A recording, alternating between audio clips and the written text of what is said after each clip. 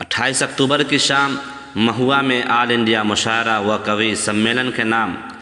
28 اکتوبر کو پہلی بار مہوا کی سرزمین پر آج کی شام زبان کی دو بہنوں اردو اور ہندی کے نام پر کل ہند مشاعرے اور قوی سمیلن کا شاندار پروگرام منعقد ہونے جا رہا ہے، جس کی تیاری الحمدللہ مکمل ہو چکی ہے۔ شرکاء کو مسحور کرنے کے لیے ملک اور بیرون ملک سے اپنی شاعری کے مشہور شعراء اور شاعرات تشریف لا رہے ہیں۔ مشاعرے میں ویشالی ضلع کے میزبان شاعر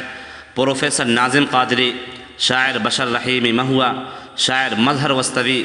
صحافی و شاعر اعجاز عادل شاہ پوری کے اشعار سے بھی سامعین محظوظ ہوں گے۔ ان کے علاوہ ملک و بیرون ملک سے تشریف لا رہے مشاعرہ کے خصوصی عالمی شہرت یافتہ شاعر جوہر کانپوری، شبینہ ادیب،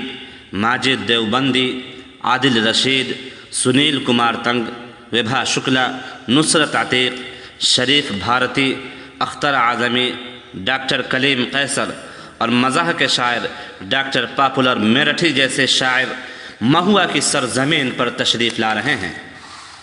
جس کی تصدیق مشاعرے کے قومی کنوینر تشکیل کیفی معاون بہار یونٹ کنوینر حافظ توقیر سیفی نے کی ہے۔ انہوں نے مزید کہا ہے کہ تمام شرکاء نے آنے کی دعوت قبول کر لی ہے۔ عدیل عباس چکنوٹا،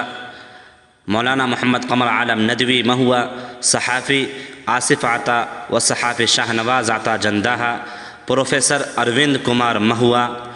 مولانا محمد وہاج الہدیٰ قاسمی وغیرہ نے مشاعرے کے تیاری پر آپسی تبادلہ خیال کیا۔ دیگر دانشوران سے مشاعرے میں شرکت کر کے کامیاب بنانے کی گزارش کی ہے۔